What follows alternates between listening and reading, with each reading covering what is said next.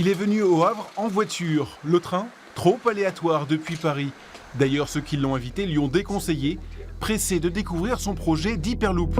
Un moyen de transport en commun futuriste à propulsion électromagnétique, vitesse maximum 1200 km/h, de quoi relier Le Havre à Paris en 38 minutes chrono. C'est un projet très innovant et je pense qu'il faut maintenant passer sur des projets innovants si on veut faire avancer le système. Donc je trouve que si on doit tester ce projet-là en France, autant que ça se fasse au Havre. Une cabine toutes les 80 secondes pour une trentaine de passagers. C'est la fréquence du métro, mais à la vitesse du son.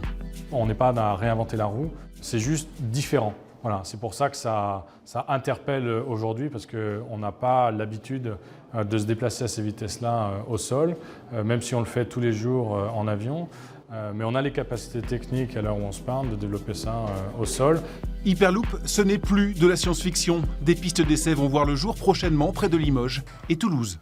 Là, vous avez une configuration sur pylône. Elle peut être ou enterrée ou via des tunnels en fonction de la géographie. Et si aujourd'hui tous ces acteurs économiques et politiques havrais sont rassemblés autour d'une table, c'est pour être sûr de ne pas rater le bon wagon.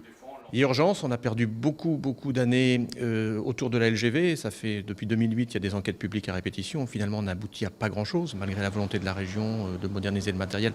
On s'aperçoit que la SNCF aujourd'hui n'a pas les moyens de mettre en place cette ligne grande vitesse. Donc on a perdu beaucoup de temps.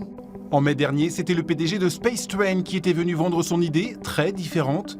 Ce mercredi donc, Transpod, d'autres suivront les prochains mois. Objectif, s'accorder tous pour le même projet, si possible. Ça me paraît être une technologie intéressante.